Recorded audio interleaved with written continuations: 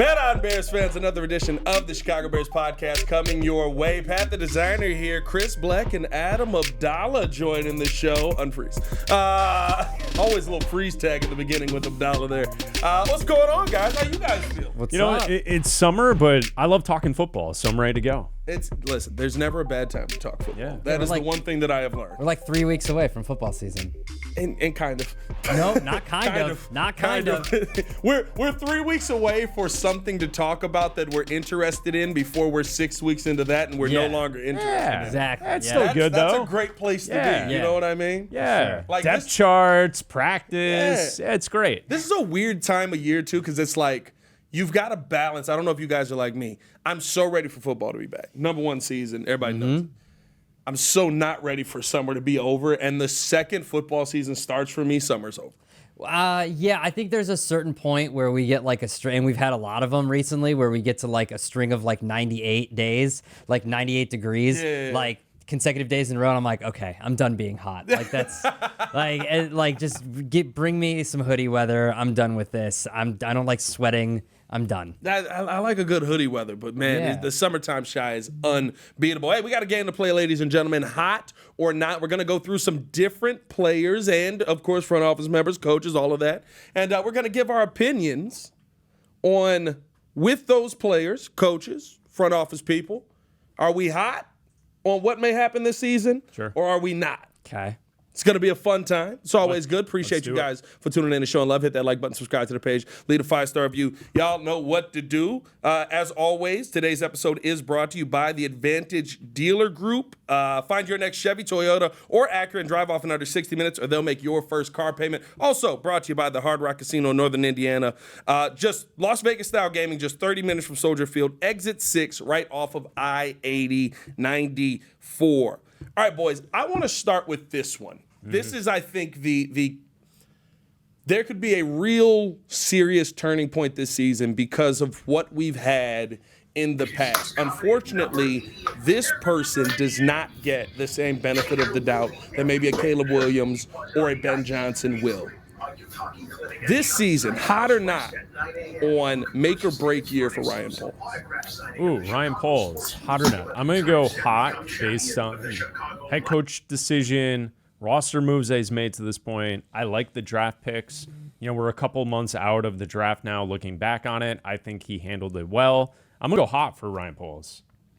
Yeah, I think I'm going to have to go hot, too. You know, we still have to see. There's still not a single second-round pick that's been signed so far. That's not necessarily his fault. There seems to be a thing going on with all these second-round picks wanting guaranteed deals. But, you know, you have to – I think that this is the year you're going to have to see a breakout year for Caleb Williams because, you know, not meeting with Jaden Daniels and all that kind of stuff might come back to haunt him if Caleb Williams isn't the guy. Like, if Ben Johnson can't get the most out of Caleb Williams, then we're all going to be looking at maybe not hot, maybe a hot seat for Ryan Poles at a certain point. Like, I know he's probably just got an extension and all that kind of stuff to match up with Ben Johnson, or he will at some point, I would imagine. So I would think that, right now, hot because everything is all sunshine and puppy dog kisses and whatnot. It's so interesting because when I look at the Ryan Poles scenario, right, like, I don't think that he selected bad players per se,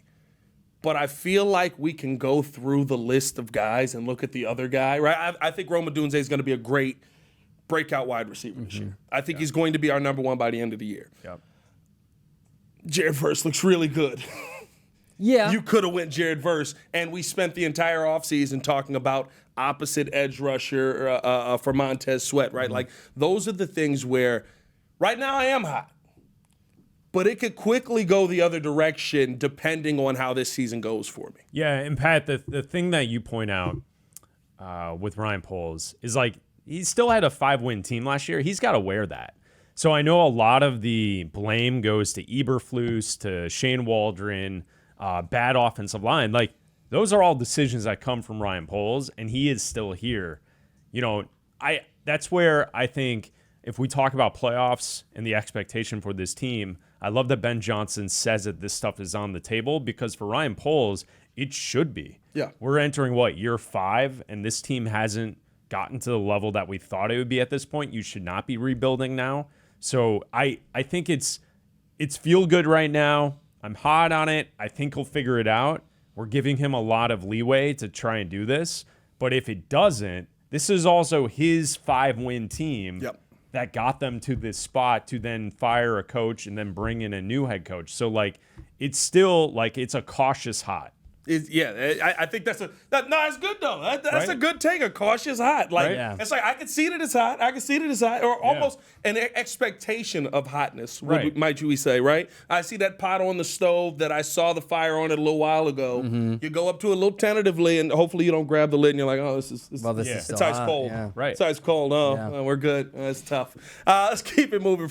Let us know in the comments below, you guys, hot or not on Ryan Poles, and is this a make or break season in his mind for you? Let's keep it going down the chart here. I think I'm going to go coaching staff as a whole here, boys. There's been a lot of excitement on what was brought in. So hot. Too hot. Scalding? Too hot be to hotter. handle. Is this scalding? Couldn't be hotter. Hottest in the NFL. Now, here's how I want to caveat this, though. Would you? Based on hottest in the NFL right now, maybe. Yeah, Would you? How many beers? Would you? How many Yingling? Lights on.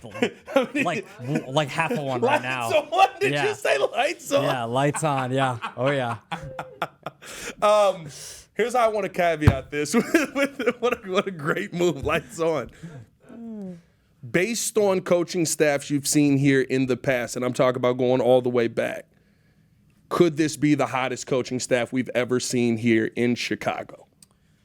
Are you positioning that as a first-time group, or even when, because like Lovey had some success and then it was like his coaching group was hot because we saw success, right? And so we then all started to buy into what Lovey wanted to accomplish. Or are you saying showing up at the door first time? Showing up at the door first time. Oh, yeah. I think no doubt this is the highest approval rating Bears fans have ever had on a coaching staff coming in Bears history. Yeah. I think if you date back, there wasn't excitement for Jerron. There wasn't this excitement for Lovey because even though Lovey was coming from a team that got to a Super Bowl, he wasn't the marquee name to why they were an offensive team. Yeah. So in the St. Louis Rams. So I think no matter, and Nagy, there were skeptics. That was hot. Nagy was hot. He was hot for a minute, but people were still saying he only called plays for 6 games at the end of that season, and the way that they lost to Tennessee in that playoff game. Like, there were red flags that could be exposed.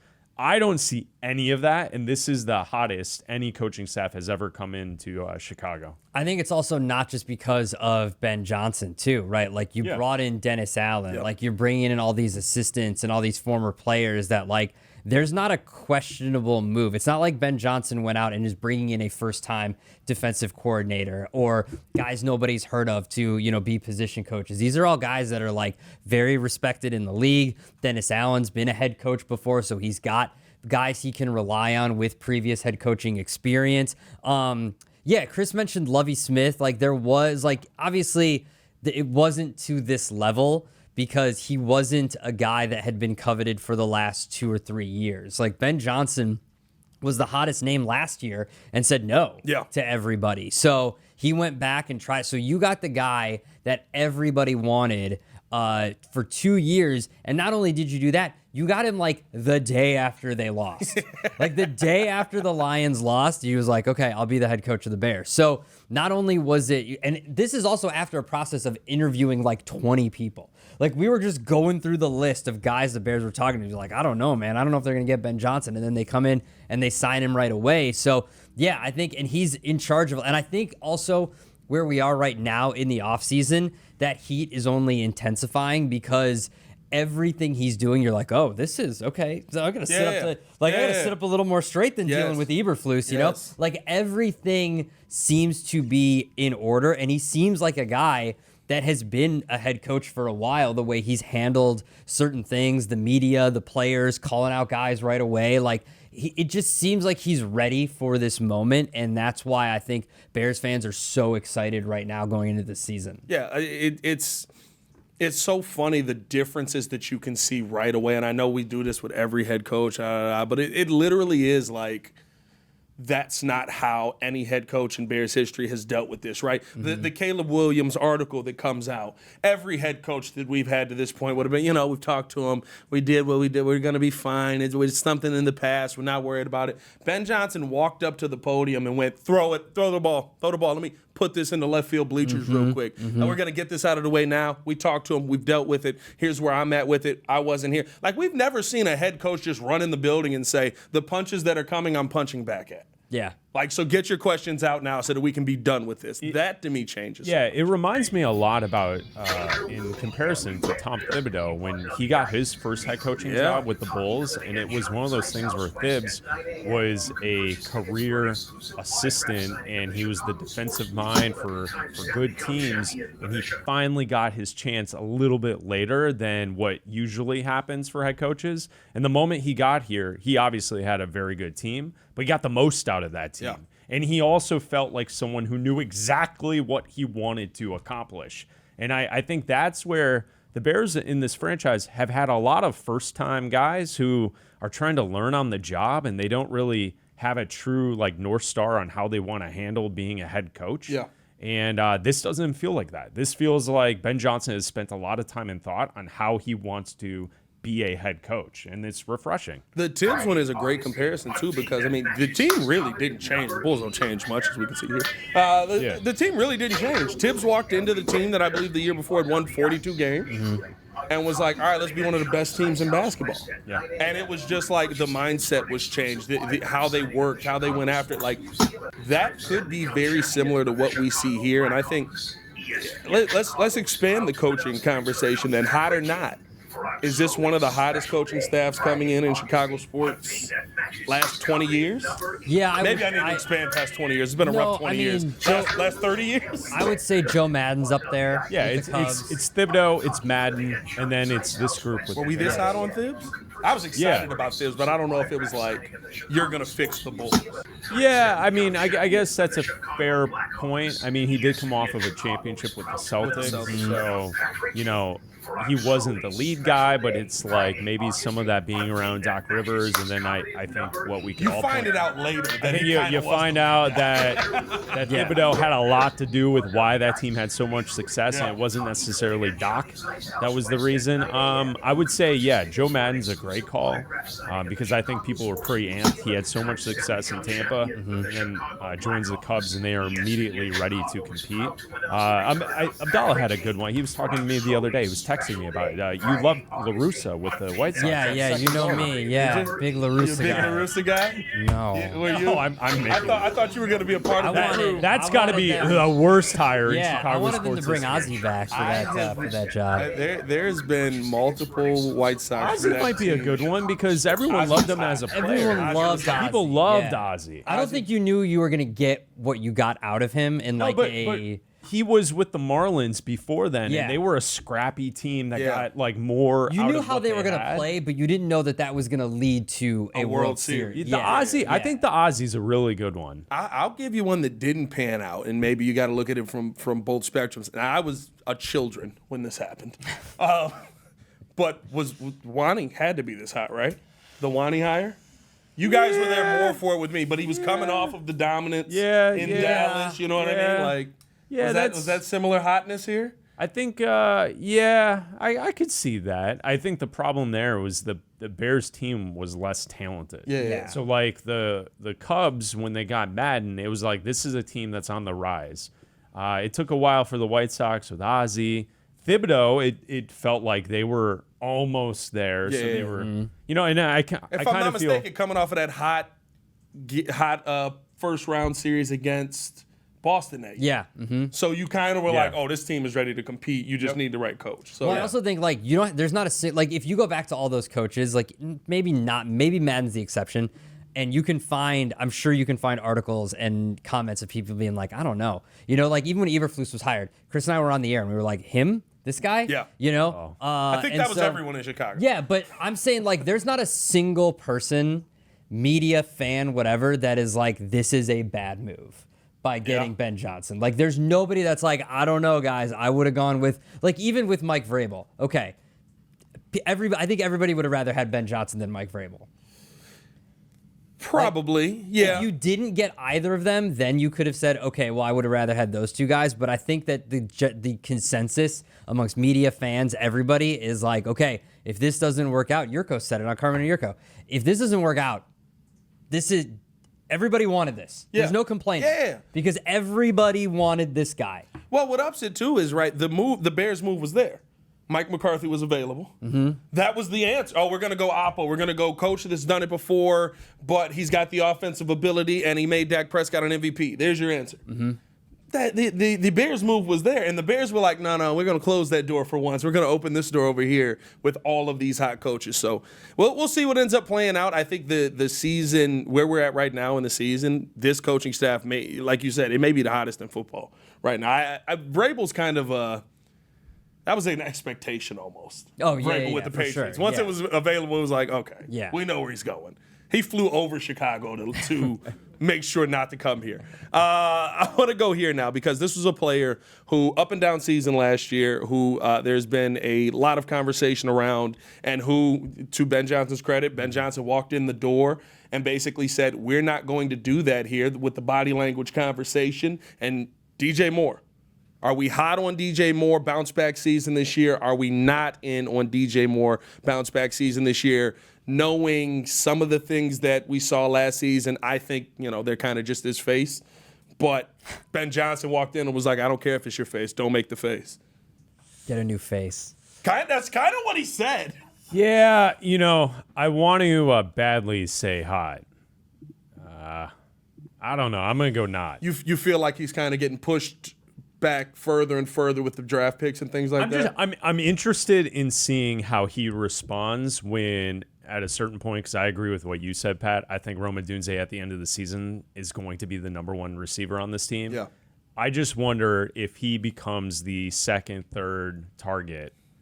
I wonder how that's going to look, because it felt like his story to his career is he was with a bad franchise with bad quarterbacks, but he was a number one stud, gets traded to a team that's trying to win, and the quarterback thing didn't quite work out at the start, even though he was playing at a really high level. And it felt last year like when things went south, he was the leader of those going south. You know what I mean? If 1, 2, 3 Cancun was a thing in football, he would be the guy leading that group, because he wasn't getting his targets, or the rookie quarterback's messing up, or this, that, and the other. I would love to see a different approach this season.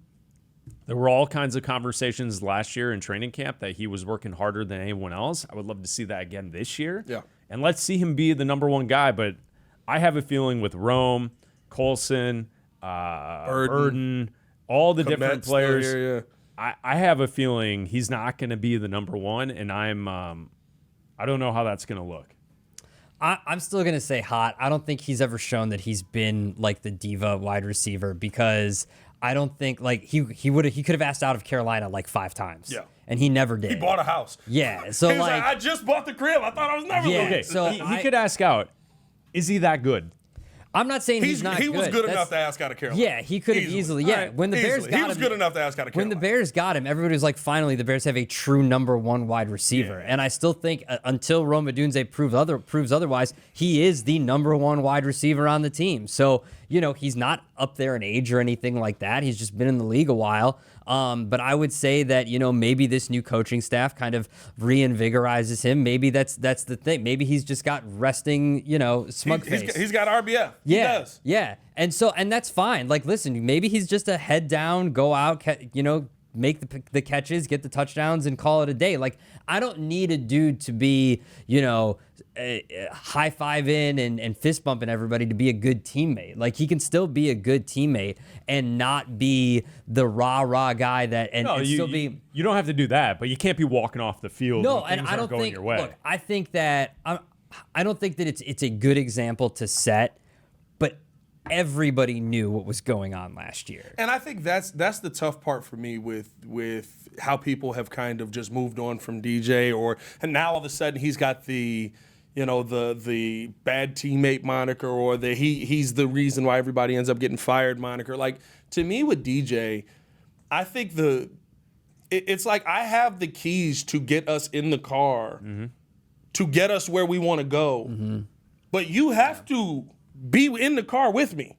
We can all go, but you and to me, that was get DJ the ball last year, and I think I can understand the frustration. Listen, we were all up here frustrated by what we saw last season. We were frustrated by his utilization last season, by how Shane Waldron utilized him. And I think he was too. Like, do you think what I mean. Do you think DJ wants to be catching 30 screen passes in a game? And that's what I mean. I think it's tough to sit here and say, you should be better. You shouldn't be frustrated. You shouldn't show that you're frustrated. Mm-hmm. When we can all see the reasons why he's frustrated because we're frustrated by him. Like, just literally, DJ Moore's the type of player, if you get him the ball 1 yard in front of the line of scrimmage, he will turn it into 5. Yeah. And you couldn't get him the ball in that situation. They were doing it 5 yards behind. Let me ask you this. In the division, can DJ Moore be the second best wide receiver in the division? He can't be the best. Justin Jefferson will always be the best. Can he be the second best wide receiver? In this system, he can be, are we saying second best is Amon-Ra? He can be Amon-Ra St. Brown. Yeah, I think so. He can easily be Amon-Ra St. Brown. And to be honest with you, I think the fact that he has the weight that Amon-Ra doesn't have and the ability to kind of just, if you get the ball in my hand, I'm going to turn into a running back. I think that he can be utilized in some of that screen game. Just use him in screen game that makes sense. Like Amon-Ra, it was a lot of the speed that you want to utilize there. With DJ, it literally is, you can set Cole Kmet on the edge. If Cole Kmet decides to block, DJ will run through 4 people to get the first down. So I do think he can be that third down guy that you're utilizing on a consistent basis, or that number 1 guy that is the number 2 wide receiver in the division. He hasn't been that, though. I think he has the talent to be that. It's about how you want to utilize him. And the biggest question mark with that is that going to be Colston Loveland now? Is that going to be Luther Burden now? It may be a numbers game with DJ. Right. And that's the part that it kind of, we'll see what ends up happening. I think that this leads us to our next hot or not. Hot or not, Caleb Williams is who we think he is. Oh, it's hot. Yeah. I'm going to go hot with that. I think he does turn into that quarterback. I think this offense, the support from a coaching staff that kind of knows what they're doing, and what we've seen with Jared Goff over the years and his improvement, Caleb is a more talented prospect than Jared Goff. So if Ben Johnson got the most out of Goff, I think he'll get the most out of Caleb because Caleb's working his ass off. Yeah, I would say that maybe not this year, just because it's a first year in a new system.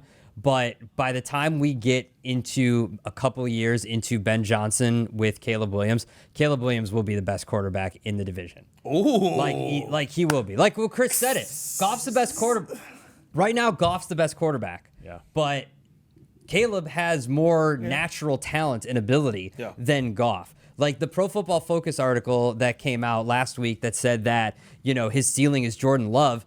He had more yards than Jordan Love last year. He had, he's already almost at Jordan Love's level. He just didn't have the wins. And last the I offensive checked, line. Yeah, or the offensive line, or the coach, or anything. So if you're already there, and we don't know what JJ McCarthy's going to be. JJ McCarthy is coming off a team not playing for an entire year, and from a team that barely let him throw.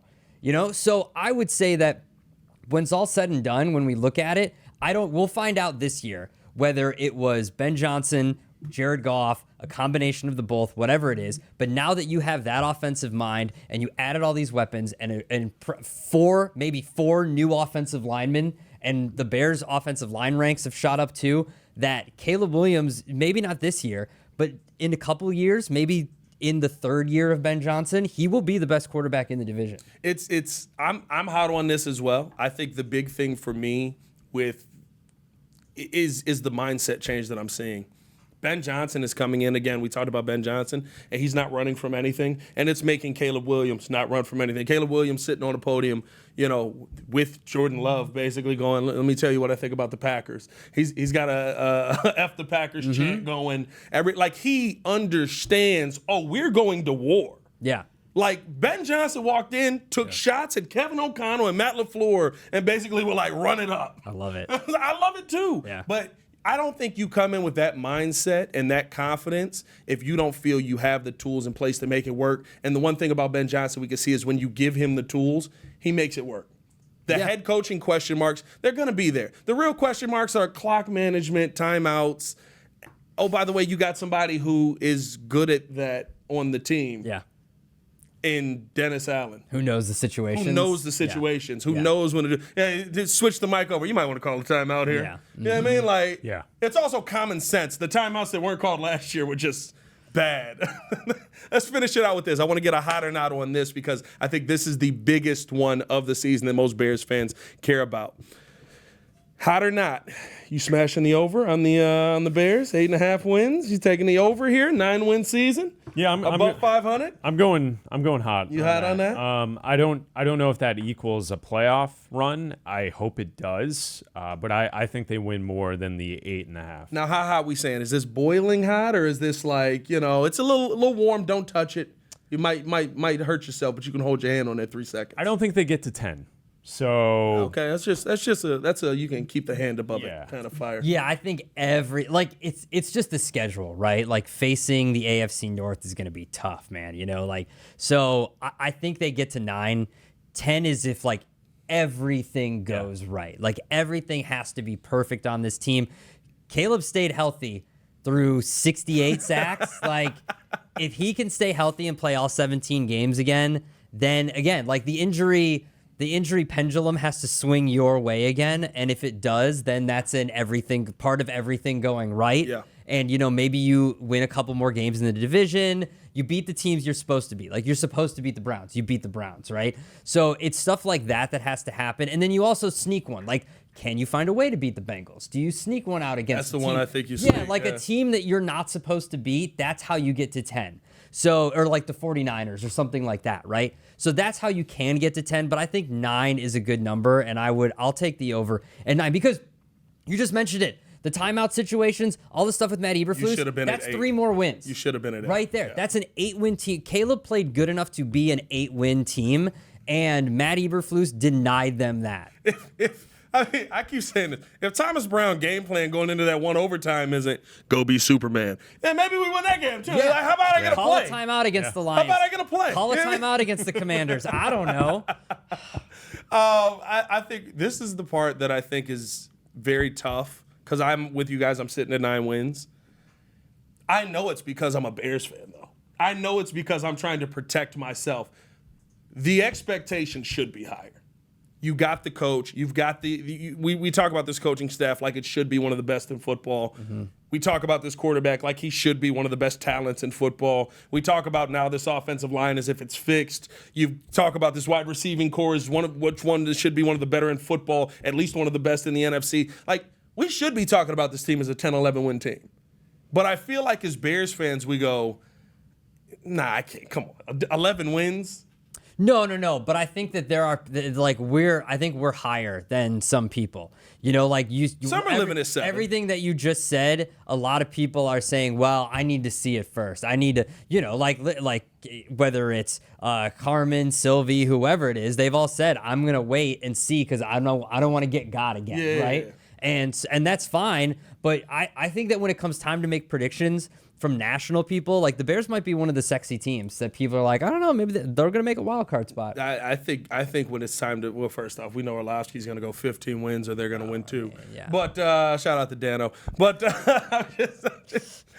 frequent viewer of the pod. Yeah, frequent viewer of the pod. Taps in all the time. Love you, Orlovsky. He's a commenter. Dan in the comments would be great. I'm not going to lie to you. I did get a comment one time from what was the quarterback? It was the name said Kurt Warner and it had like an official ESPN picture. And I was like, it's not Kurt Warner, right? But it was like pretty good quarterback breakdown. He's lurking in the comments. It was pretty good quarterback breakdown. I was like, I think I'm going to take that Kurt Warner watches great. the pod. That's funny. I'm taking that as a dub.